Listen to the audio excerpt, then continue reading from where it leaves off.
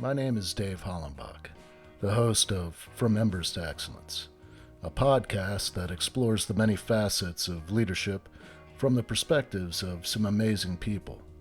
We discuss the triumphs and failures that have shaped our lives and our leadership philosophies.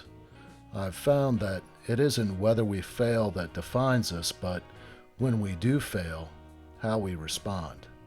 Leaders dust off the ashes and use their failures as fuel to work harder and as lessons to come back wiser and stronger, more resilient, more determined, and more committed to excellence.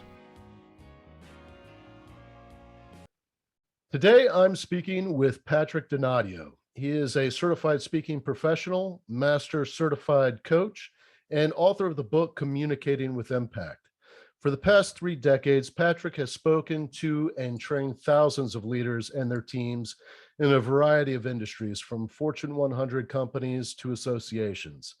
His results-based impact process teaches you how to communicate clearly, lead more effectively, present powerfully, listen attentively, and make a greater impact on their bottom line. Patrick is one of the few people in the world to have earned the highest designations in both the speaking and coaching professions. He has also coached 2 generations of leaders and their organizations to use his impact process to improve how they lead and communicate. So we're going to talk a little bit about his 6-step impact process that he outlines in his book. We'll talk about his book. But first, let me say thank you, Patrick, for allowing me this opportunity to interview you, and I'm just really excited to learn about your process and add value to those listening. Thank you, David.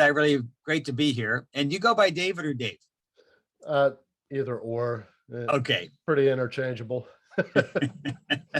Whenever I'm interviewing somebody, I like to get a sense of where they come from, some of their background, really what laid the groundwork for who they are now, and some of their early influences. So let's start off with, where were you born and raised? Well, David, I was born actually in Ohio, in a small town, northeast Ohio, outside of a city called Youngstown. And all 4 of my grandparents immigrated here from Italy in the early 20th century, around 1913, 1918, something like that. So I'm really a culture of my Italian background. My grandparents lived next door. My mom and dad met in high school. And so my other grandparents lived about 4 blocks away. So my whole world when I was growing up was pretty much all based on this Italian culture that I grew up with. My parents spoke Italian. In fact, my dad actually had a hard time in school because when he started school, he only spoke Italian with his family at home. So that's a little bit about my my cultural background. Both my parents are not college educated. They're both high school graduates. My dad served in World War II in the Navy as a recipient of the Purple Heart. In fact, if you like, that's another story for another day about how he got his Purple Heart 28 years after he left the service. So like a lot of people probably listening, I grew up in a time when communities were a very important part of shaping who we were. And we didn't really, like a lot of my family lived right in my town. I had 23 cousins that I saw every Sunday, which is different than today. Yeah, that's impressive. So where did you go to school at?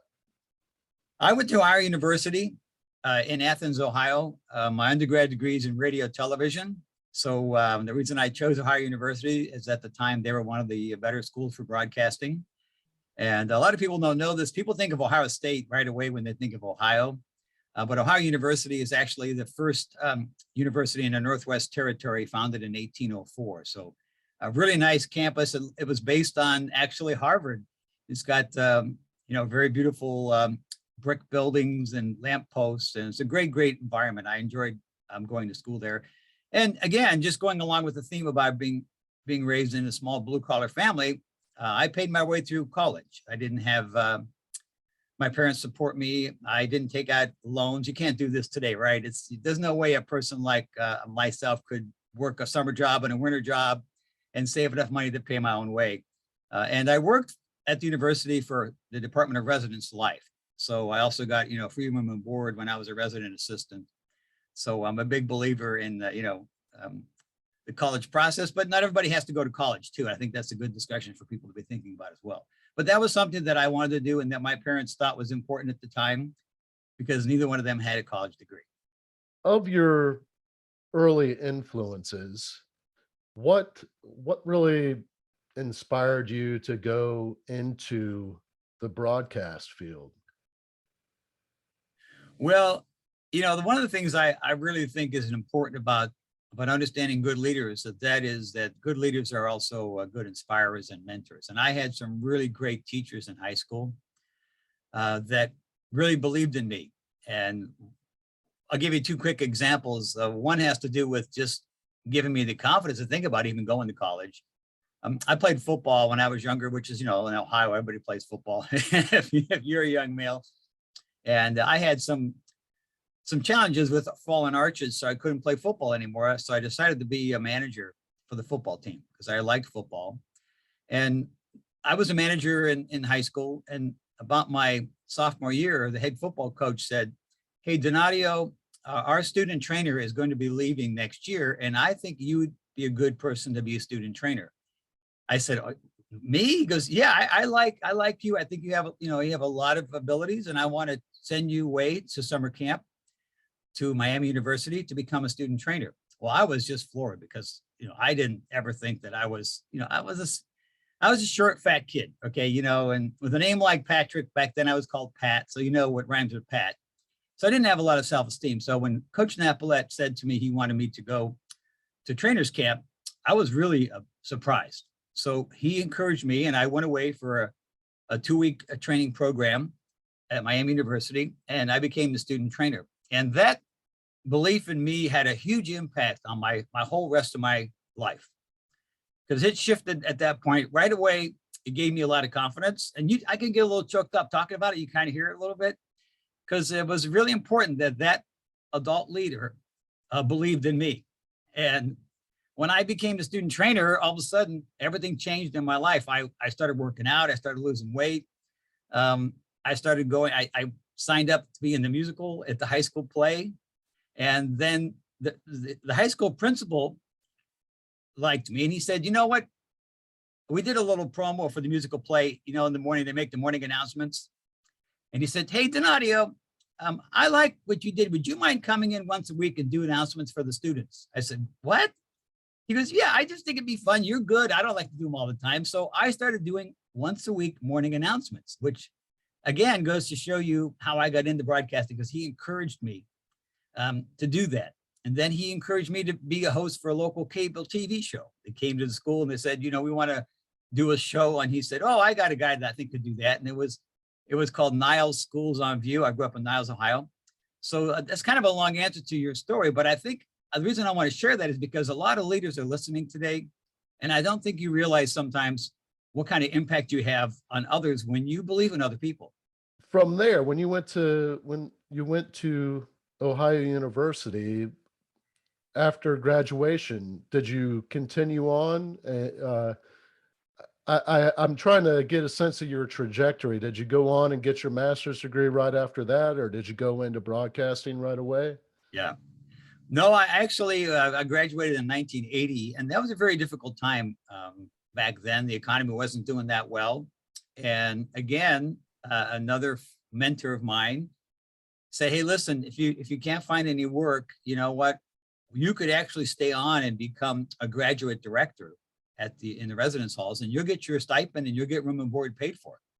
So I started to think about that, and I thought, I had a lot of my friends who were older said, "Boy, I can't find a job." I said, "Okay." So I decided that I would go and right away into grad school. And again, at the advice of my mentor, Tom Eastman, I had actually enough credits to graduate early. So I actually started grad school my senior year. And the spring quarter of my senior year, they had an opening come up and he asked me to help him. He said, "Would you mind stepping in?" We had this, person leave. So I went into a all-female hall. I was the graduate director my final year, my senior year, and I actually started grad school early. So I went right away, got my MBA, and then after the MBA, I stayed at the university for a couple of years and worked as the director and administrator, which was a great experience for me. And because I really enjoyed that environment. And it gave me a chance to, again, learn a little bit about what I do today, because as a leader, I had 19 residence halls that were under me as the coordinator for East Green. And I, probably 100 some student staff, probably 19 or 18, directors of the halls. So it was a great learning opportunity for me. So right away, I hung out at the university, got my MBA, and then stayed there for a few more years. Then you go on into broadcasting, and I'm wondering what inspired you to write your book, because you've got years and years of experience. Clearly, communication is something that you're very good at. Um, and then just talking about leadership, I mean, communication is vital for effective leadership. So you're well versed in multiple areas of leadership, and then you go on to teach leadership and communication, and you write your book. Can you kind of walk me through that and how that developed into what you're doing now? Yes. So after I finished Ohio University, I had the opportunity to go to Columbus, Ohio, and take a job as a program director for a state association. And this is no guarantee. And this is something I talk a lot about in the book. And that is you've got to be open to trying new things and taking risks. And so I took this job. It was a 1-year grant. At the end of 1 year, I could be renewed or I couldn't be renewed. And that was the good news. I got this great job in Columbus, Ohio for a state association. The bad news was the title was litter prevention director. So when I left university, people like to have fun. They gave me a stick with a nail and, hey, congratulations on your new job. And, it was kind of a joke. But the thing that was interesting to me, David, is that job, the responsibilities were to create training seminars on litter prevention for the state of Ohio. So I had to create from scratch training seminars and marketing materials. And then for that first year, I went around the state of Ohio teaching these workshops.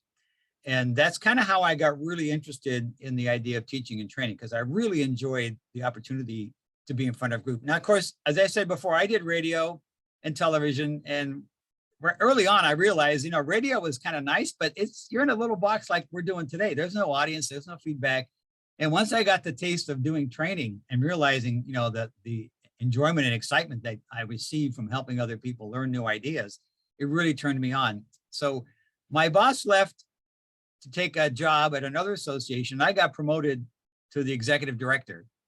And very quickly, I realized I didn't like that role. I didn't like the fact that now I'm in the office and I'm supervising the board of directors and I'm in charge of the budgets.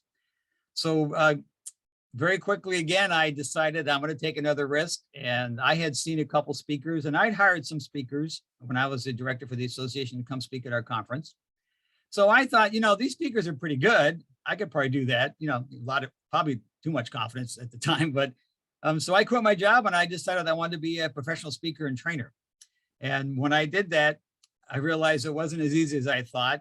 My first year, I think I made about $8,000 of income. Luckily, I had saved money because I worked at the university. And that's when I learned about the National Speakers Association. And we had an Ohio chapter right there in Columbus, Ohio. So I joined.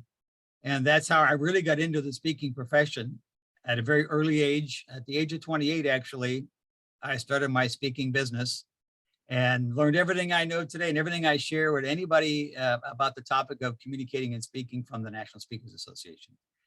So that's kind of how I get into the speaking business. Now, the book pretty much came from the concept of I was doing a lot of communication skills. I taught presentation skills. I taught communication skills. I even taught some media training because of my experience in my undergrad degree. And so I got a chance to go to Japan as a Goodwill ambassador in 1991. Right away, I learned how different things were, right? And so they put us through a one-day Berlitz training course on Japanese, where you get intensively immersed into the culture and language for a day. And so I went to Japan and I stayed with Japanese families for 6 weeks as a Goodwill ambassador for Rotary. And it was a wonderful learning experience. I mean, we traveled everywhere around Saitama Prefecture. We went to, different industries and factories and met all kind of different leaders. And we stayed with very, pretty wealthy Rotarian families.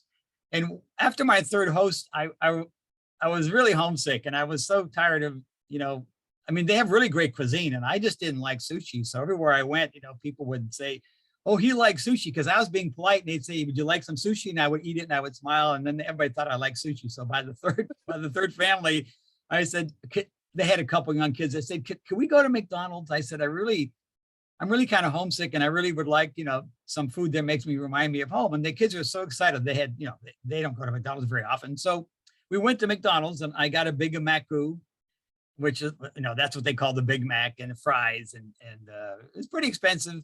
But this is when I realized the importance of having a system, because I was eating the French fries in Japan at this McDonald's, and all of a sudden it dawned on me, these French fries taste exactly the same as they do right here, in the States. And I realized that's because they had a recipe or a system. So once I became aware of that, I decided when I got back that I was going to take my materials and see if I could create processes or systems, because that seemed to show me the value of having a system that you can work through. So that's how the impact process was created. And then the book came out in 2017, many years after I was teaching the course, only because it just took a while for me to have the time to write the book. Let's talk about impact. It's an acronym. Can you walk me through the 6-step process that I'd you be outline in happy your book? to. All right, cool. I'd be happy to. A lot of people think acronyms are kind of, oh, well, that's just a fad or something, but I really worked really hard on making an acronym that also had a lot of value. And the reason I wanted to have an acronym, David, is because I wanted people to be able to remember the process, because 3 steps you can remember, 6 steps might be a little bit harder. So I'll walk you through the steps, and then we can talk about any step if you want, or, go deep on any of the ideas. So you think of where the impact, right? The first letter is I, and the I stands for the intention, right? Every thought, every communication starts with a thought, right? So what's the intention for the communication? And in the book, I actually talk a lot about understanding the why. And I even created something I call the laser focused intention template. So that's the I step, right? Think before you speak. The M is the message, right? And the method. So when you think about communicating, you want to think about, well, first, let's take what method is the right method. Should I send an email? Should I pick up the phone? Should I text? Should I, create a video like we're doing today? Should I write a letter? Make a presentation? So thinking about the method, and then we talk about the message. And I share some in-depth discussions about different ways you can craft a message, tools to make it simple and faster for you to create an outline. And we talk a lot about openings and closings, because to me, those are the biggest mistakes people make when they're crafting communication. The P is the person. And David, I don't know, do you know much about personality styles? Have you done any personality profiles? Yeah, actually, I'm a DISC certified coach and trainer. Yeah, so I like DISC as well. So in the P step, we talk about the person, and we talk a little bit about understanding the whole idea that everybody's different. So you shouldn't just send one communication to everybody, right? Personalize the message to the receiver. And just like we're doing today, right? Yeah, you're asking me questions about me, which would be different questions you might be asking somebody else. You're personalizing your interview, right, to me. So that's the P step. So the IMP is the planning of the content, and the ACT is the planning of the delivery. So the A is activate. And in the activate chapter, I talk about 2 important things. One is active listening. And, I've been traveling the country for, I don't know, 30 some years doing seminars and workshops. Of course, the last couple of years, right, David, we've been hanging here, in our little virtual offices. But whenever I travel and I do this workshop, I always ask the same question. How many of you had a listening skills seminar? And I get about 10 to 15% of the people in the audience answer that question with a yes. So active listening is a very important part. That's part of the activation chapter. And the other part of the activation chapter is what I call active engagement. And engagement is a big topic these days. You've probably seen the Gallup studies. So I talk a lot about how do you engage people physically, mentally, and emotionally. And so that's the activation step. I'm almost done, 2 steps left. The C is clarify. So we talk about how do you check for understanding? How do you make sure the message you sent is the same message people receive? I talk about selective perception, tips on handling questions, and give a lot of great tools on how to check for understanding. And then the T step, and David, it's interesting because when I started this process of creating the impact model, the T was thank you. Because I just thought, when you're done, you say thank you. And then I realized after, doing more coaching and learning how to be a coach that the T really wasn't thank you, it's transform.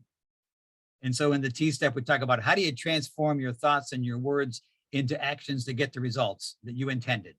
So that's the impact process. Again, it's a pretty simple 6-step process, but not as easy to implement.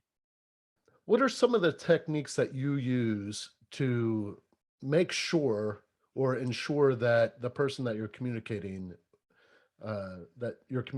with understands or receives the message exactly how you intended? Yes.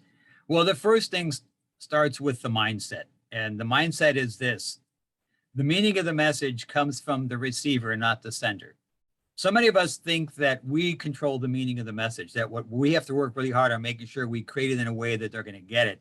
And in reality, as hard as you want to work on creating a really clear message, there's still a great chance that it's going to be misunderstood. And that's something that's called selective perception. And I talk about this in the book and in the workshop. We talk about selective perception, where, some studies say up to 80% of the message is screened by the receiver. So when I'm saying, for example, let's just pick a word. If I say the word dog, all right, David, what kind of dog comes to mind for you? My dog. Yeah, what kind of dog do you have? It's a Belgian Malinois. Oh, wow, very nice. Right. Well, I'm thinking of a little poodle, right? But so again, where's the meaning? I just say the word dog, right? The meaning comes from the receiver. So the first step to be understanding about clarity is to make sure you understand this. You're not totally responsible for the message being understood. So you always got to check in. You got to find ways to do that. So we talk about different ways to do that. And again, it depends on the method, right? So let's just talk about interpersonal communications. In interpersonal communications, in a way, we're doing that today. You and I, we can see each other. So we have both words, voice, and the nonverbal. You need to be aware that a lot of the message comes from all three of those components. So when you're communicating, you want to make sure, you're listening with your ears and your eyes, because you can pick up on things that would give you a clue that maybe someone's not getting it. So that's one way to check, is to make sure if it's interpersonal, you make sure you have good eye contact and pay attention. And then also, it's good to leave time for questions or to make room for, feedback. So we talk a lot about different tools and techniques one can use. For example, one thing that you've done a little bit today is you've kind of rephrased or paraphrased as you move from what I was sharing to get into your next question. So that's a technique, the rephrasing or the paraphrasing. And I can give you a few more, but I want to stop there just to say, it starts with making sure you understand that you're not totally in charge of where the meaning comes from. And you have to make sure that you check in for understanding. And then you use different tools and techniques.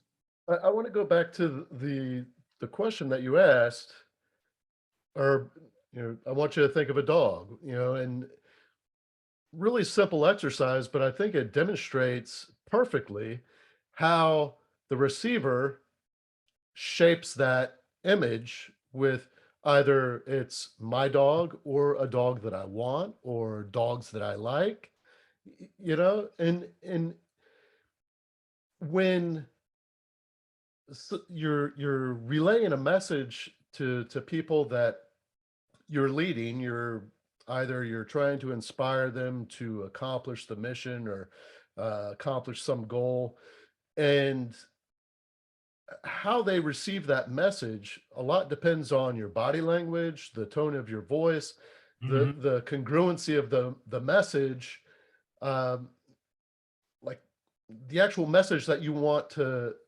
them to receive has got to be congruent with the tone of your voice, your body language, your uh, uh, I don't know, your excitement about it. I mean, if you're in a crappy mood and you're trying to relay a message that should be positive, it's not going to come across exactly like that. And the whole cognitive distortion, where would you say Selective perception. selective perception, but a lot of it, how we perceive things is shaped by you know we could have had a crappy morning. Right. But it's our experience, it's the person receiving the message, it's their experiences that are shaping what they actually receive. Exactly. And that's why obviously the better you know the person, the easier it's going to be to make sure that you're communicating effectively. So as a leader, that's one of the reasons why we talk so much about getting to know your people, building trust and finding the time, to really, develop a relationship, because that will allow that person then to be open to asking questions or feeling safe or comfortable, right? Because if you don't create that kind of environment, then we go back, Len, we go back to the 50s, right? Where, I'm the boss and you do what I said, and that autocratic kind of style of leadership just doesn't work anymore. And it's been proven not to work. And that's why so much of our time today has to be spent on developing good relationships and building trust. And those are all going to contribute, right, to the effectiveness of the reception. And like you said, once you get to know the person, because, we're all a product of our past, right? I mean, where we come from, our experiences, our educational level, our challenges, our successes, all these things create who we are, and that shapes how we receive information. And so that's why it's so important, again, to start with. I say always start with the fact that you remind yourself you're not, and totally in charge, that a lot of the meaning is going to come from the receiver. So another technique, for example, David, would be to use a variety of methods when you're communicating. So, for example, if you're on a phone call, maybe you want to follow up with an email with a summary, and or ask them to follow up with an email with a summary. So using different methods to check in and help clarify is another way. That's why you see a lot of presenters use visuals, right? Because their visual message reinforces the message. That's why, for example, if you look at data and you see it on a graph versus I just give you numbers, it's going to have an impact. So there's a lot of things you can do, but it all starts with reminding yourself, right, that we all are different, and that the receiver's going to put up a little bit of a screening on what we share. So make sure you check for understanding. I think that brings us back to the active listening, because as leaders, understanding that everybody has that ability, or that, you know, natural way of perceiving the message from somebody else.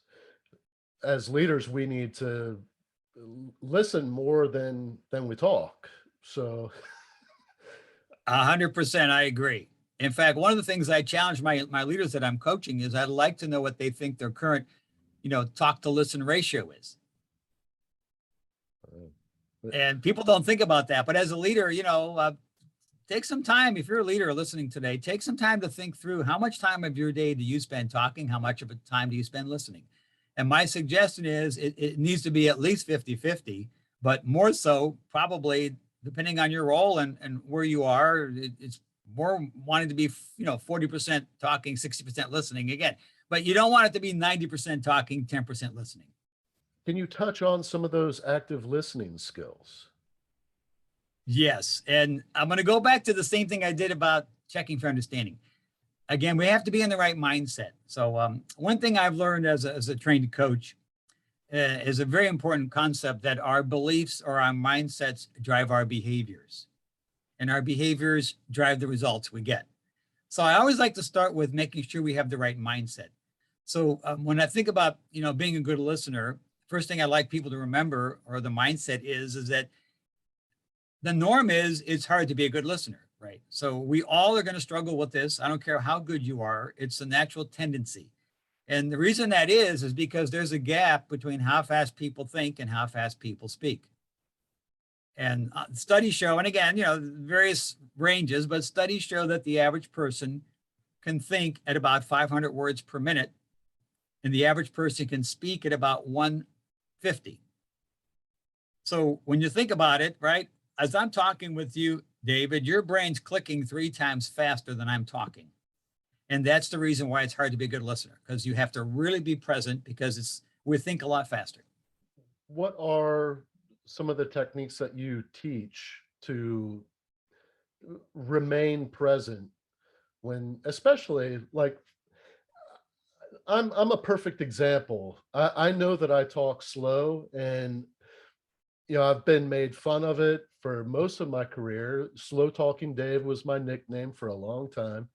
And acronyms, I mean, just imagine being called STD when you're out hanging out with people. But it's all because of how slow I talk. And most of the time, I can't, if I am having a conversation, I tend to lose people early on in the conversation because I speak so slowly and I have to be Yeah. aware of that and speed things up.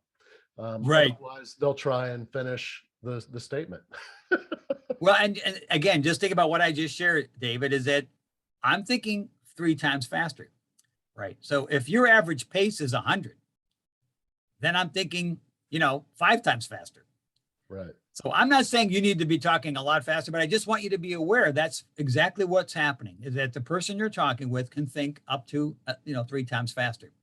So my philosophy is when I coach folks, I say, hey, listen, we know that. And I think today, even more of a struggle because people are more impatient. We're used to more multitasking. We are, actually having a harder time being patient. So I encourage people, I don't want you to talk so fast that you can't, coherently get your thoughts together. But I think it's good practice for people to figure out how can I take up the pace a little bit if you're a slower talker. If you're a really fast talker, you need to take it down a little bit too, right? So it's finding the balance. So one way to be a better listener is to know, for example, what your tolerance is, right? I'm an extrovert. I'm an influencer, right? On the DISC profile. For those of you who don't know about DISC, you go by what's called internal or external, analytical, or relational. So I'm an external, right? I'm an extrovert, so I like to think out loud and process information. And I'm more relational, even though I'm trained as an MBA, I'm more relational. So I'm on the high I side. So I like to talk a lot. So I know that for me to be a better listener, number one, I got to stop talking, right? I got to leave opportunities for people to take a breath. And when I want people to answer a question, and this is something I teach my clients, is when I am in a presentation or in front of a group and I say, are there any questions? In my head, I have to count to 7. Because my first thought is, are there any questions? Okay, let's keep going. Back to the active listening, if we understand that we're thinking 5 times faster or 3 times faster than the person we're listening to, is what are some things that we can do to remain present in that conversation? Yes. So let's start with what I call active. A lot of people forget these are really active listening tools. So here's an active tool. Take notes. Yeah. It's not always appropriate, but whenever possible. When I'm in coaching sessions, David, I tell my clients up front, look, I like to take a lot of notes. It's really to help me, kind of process information. So I'm not taking, notes to give to anybody. But I find that if I am taking some notes, it helps me stay focused. Another way I'm able to stay focused is by um, making good eye contact. So when I'm watching the person, I'm looking for verbal cues. If they look like they're confused, if they look like they're tuning out, if they look like, they're not really interested, then I'm going to shift the conversation, right? And if you're really not aware, what happens is for some people is they just go on and on and on because they have no idea. They don't see any clues that the person's, being overwhelmed. So eye contact is another technique to be a good listener. Another technique is asking questions. And people think, well, I'm supposed to be listening. Well, yes, you're supposed to be listening, but also as you're listening, if you're confused, it's okay to interrupt politely when the time is right and ask a good question. Because what some people do, and this is maybe more true for introverts, is they tend to just wait and then person goes on and on and on, and then they tune out because they're confused. And then next thing you know, they're out in some other world using that gap to think about something else. So asking questions and getting clarity is another way to be a good listener.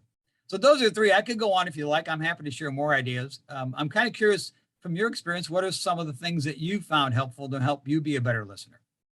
I like to try and put what the person is telling me into context, into a greater context. And if I'm receiving it correctly, when I relay that message back to them, like this is, you know, restate it back to them, like just want to make sure that I'm understanding exactly what you're saying and restate whatever they said.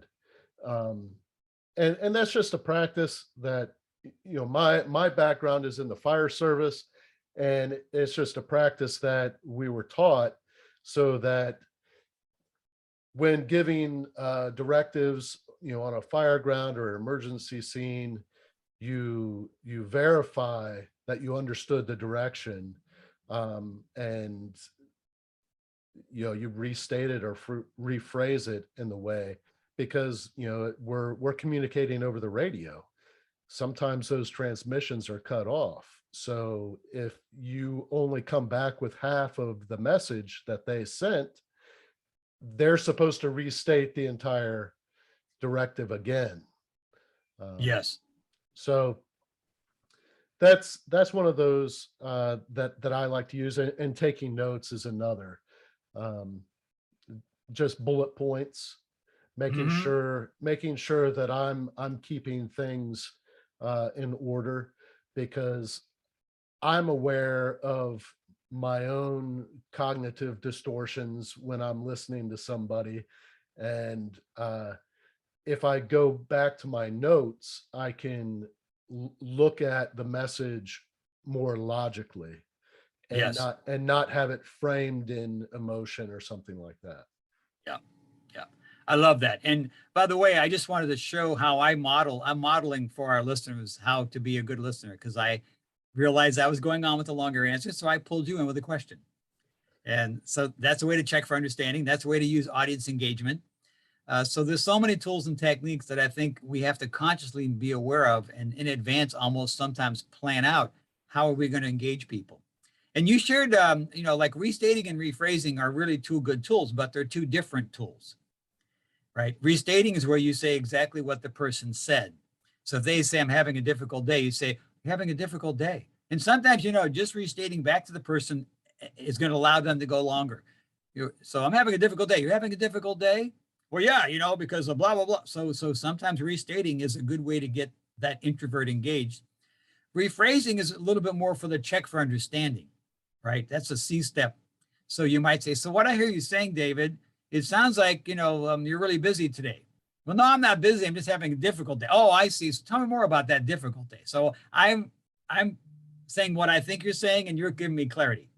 So those are really good tools. And again, active listening is an important part of checking for understanding. It's an important part of the activation step. It's an important part of transformation. It's an important part of almost everything we do. So, but I wanted to give you little distinctions. I want to go back to the very first uh, part of your process, the intention, how to create a laser focused intention statement. Yes, the I is for the intention, and there's a couple ways to craft an intention. But I want to go back to what I said early on in the interview. Think before you speak. Think before you write, right? Everything we do should be thought through as what's the intention, because the intention drives the whole communication. For example, today, David, my intention is to listen attentively and try to provide value to your listeners, so that I'm always thinking about what can I share that's going to be helpful to them. That's my intention, right? So if your intention for this meeting is to get information, hopefully you as the talker should be asking a lot of questions, right? If your intention is to deliver information, hopefully you as a talker will be doing more talking, right? So the intention drives everything. The laser focused intention is really, it's kind of like an objective you write out for a speech, but I think every communication should have an intention. So it's a very simple process. It works like this. I'm going to talk about blank with blank so that they will blank, right? So I'm going to talk with David today about communicating with impact, so his listeners can learn some skills that they can put into practice to make a greater impact on their teams, on their coworkers, and in their life. That's my intention for today. So you just fill in the blanks. So what's the topic? Who's the audience? What's the intent? What's the intention? So when you write this laser focused intention out, and there's a template in the book, and if your listeners want a sample of that, they can email me, I'll send it to them. But when you're using this model, you automatically start using some of the steps, because the topic is the message, the P is the person, and the activate is what do you want them to think, do, or feel, right? So you're automatically, you got 4 of the 6 steps, because when you use these 3 with the intention, and you only got clarify and transform later. So that's the laser focused intention. And this takes like 30 seconds. I tell a lot of people, this is a step people skip most often. Just ask yourself 30 seconds. Why am I picking up the phone? Why am I writing an email? Why am I having a conversation with John? Why am I putting up this video? Right? It just takes 60 seconds. One of the things that I've talked about on other episodes is a stoic practice of journaling, and journaling in the morning and at night before bed. The nighttime journal is to kind of close the books on the day, to balance the ledger, so to speak. And the morning is to set your intentions for the day. Mm-hmm. How do you want to show up for your team? Yes. So when you think about the intention, right? For example, let's talk about the message. If my intention is to help the audience feel good, then I want to make sure that my nonverbals are congruent with my intention, right? So the intention drives, if you go through every step, I can walk you through every step. You want to go back to the intention. Like if my intention is to build a relationship with somebody, then a text is not the best method, right? Because you can't build a relationship with a text. If my intention is to communicate, information quickly, well, then maybe a text is the right message. So the intention drives everything. And the other thing I want to share about the intention is usually, the intention is something we write for ourselves to help us, begin to craft a powerful communication. But sometimes you want to actually share the intention with the receiver. And this is very true for leaders. Whenever there's a big changes going on, I always tell my coaching clients, if people understand the why, they're more likely to accept the how. So when you're communicating change, sometimes you actually have to communicate the intention. You have to explain to the team why we're making these changes so that they understand it. Does that make sense? Yeah. And if the leader is open to input or feedback, the team can support the action, or support the change by adding input, like, well, this is what you're directing us, but if we take these steps, maybe we could get it done faster I or agree. better. Yeah. Yeah. One of the things that I read in your media kit was the plus. Why perfectionism or linear thinking is getting in the way. And I believe that's, when we're communicating with somebody, how, well, not everybody is thinking on a lineal path. If we shape our message in that way, it could be received in a way that we don't want them. So I was just wondering if you could explain that a little bit more. Yes. So when in the M step, I talk a little bit about how to create content. And a lot of people, when they want to create content, they automatically start to think about structure and order. And sometimes that could really be limiting. For example, I don't know if you know much about the mind map. David, have you ever seen or used a mind map?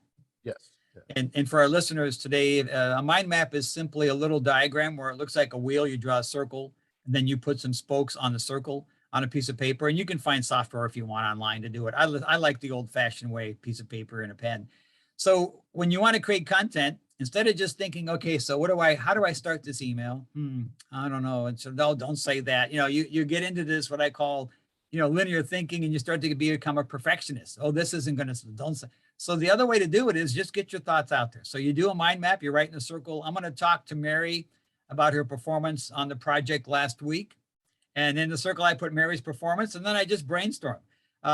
What did she do well? That's one spoke. What does she think happened? That's another spoke. What's the policy? I want to make sure she understands that. And you just pop out these thoughts on this map very quickly. Some of them you may end up using in your communication, some you may not. But the point is, don't start linear, start non-linear.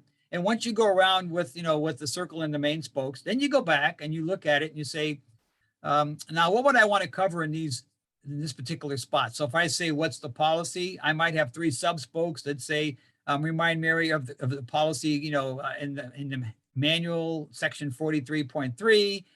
Ask Mary about, did she understand the policy in the past, and what can we do differently moving forward regarding the policy? So then I would expand that thought with a couple thoughts, and you do that for every spoke. Now you got sub spokes, and in about 4 or 5 minutes, you're going to have a way more content than you need. Now you could take out a piece of paper. Now you can open up your laptop and you can start to put things in order. First thing I want to do is, and you go around the spoke and you start to figure out what's the structure. So if any of our listeners are the kind of folks that really like structure, I think structure is great, but not when you're starting to create content. It can get in the way. So start with something like a mind map or a nonlinear approach. If you don't like this approach, here's another way to do it. You take out a bunch of index cards. You write one thought on each index card, put it on the table, come back, fill out a few more thoughts on the index cards, put them on the table, and then put them in the right order. It's the same concept. I've got a great example of that exactly. When I wrote my book, I wrote it. I thought I knew how I wanted it. And then I went back and I'm like, well, this is all out of order. I developed an outline and tried to plug things in, but everything was tied together in such a way that I was like, oh my gosh, I almost scrapped it. And luckily I found a really good editor that I guarantee you she did the mind map. Yeah, so she took a look at it and tried to figure out, how would this be more effective, or what's a better way to structure this to get the information out there? Yeah. And how it came together is beautiful. Yes. I'm really proud of it. Did you do something similar when you wrote your book? I did. Well, actually, here's how I wrote the book, David. I actually recorded my full day workshop. Oh. And I had it transcribed. Because I know that I'm very impatient. I would never sit down and want to write. So I started with the recording, because I've been teaching the class for years. Everybody kept saying, you should get a book. I'm like, yeah, I'll get a book. Yeah. And then eventually I decided, okay, I better listen to my audience, right? And so I decided to record the workshop, had it transcribed. Then I started to go through the transcription, and then I started to kind of, put it into different parts. But I'll tell you what really made the book happen for me is I hired a book coach. Because I think one thing I talk a lot about is staff your weaknesses. I know I'm not a writer. I know it takes me forever to write. And so I went out and got help. And I think good leaders understand the importance of asking for help, and it's okay to get help. And my book coach really did a great job of, keeping me accountable and helping me think it through a little bit. And anyway, so that's how I did my book. One of the things that struck me very early in our conversation was you mentioned a mentor. Yes. And I can't, it took me a long time to really understand the importance of a mentor.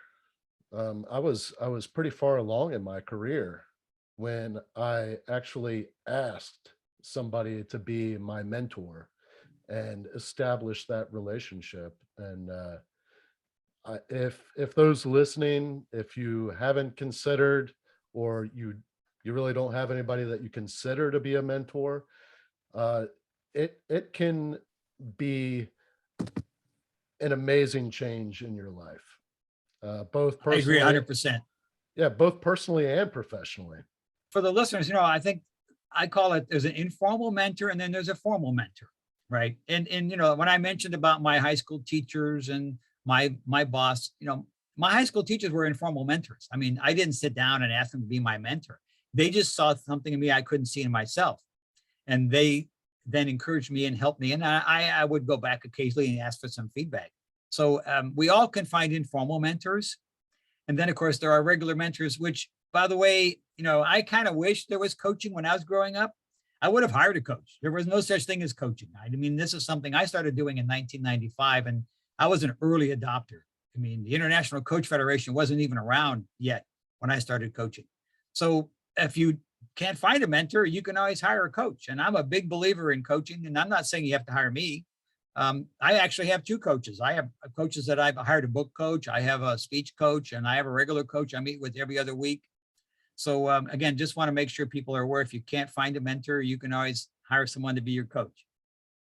For those listening that are interested in contacting Patrick, I will have his website and links to his social media, LinkedIn, all that in the show notes. But just for those listening, real quick, if you're out on your phone, Patrick, what's your website or the best way to get in touch with you? Sure. My website's very simple. It's patrickdonadio.com. That's Donadio, patrickdonadio.com. And another way to just connect with me is just go to LinkedIn, and just send me a LinkedIn request. And if you wouldn't mind in the notes, you can make comments, just mention, the show, and I'd be happy to connect with you that way as well. And you can go to my website, you can go to the contact page, you can send me information or questions. I mean, I'm here for you. And by the way, I have a resources page on my website with a lot of articles that are free on things we talked about today, David. So, your listeners can go there and just get some more information on any of these topics. Yeah, I really liked how your website is laid out. I went through it a little bit this morning and was just checking out. You've got a lot on there. I was pretty impressive. And, if you want to purchase your book, again, you can go to your website, see, actually, you've done so much in your career. It's pretty incredible. So for those that are interested in maybe having Patrick come and do a workshop, do a keynote at one of their events, um, connect with him on LinkedIn or go to his website. Um, and I would encourage you to buy his book. I mean, you heard it here. I mean, that's his workshop in book form. So, you um, I, I really appreciate you taking the time to talk with me today. Before we go today, is there anything that you feel is important that we didn't touch on that you'd like to leave with the listeners? I'd be happy to do that, David.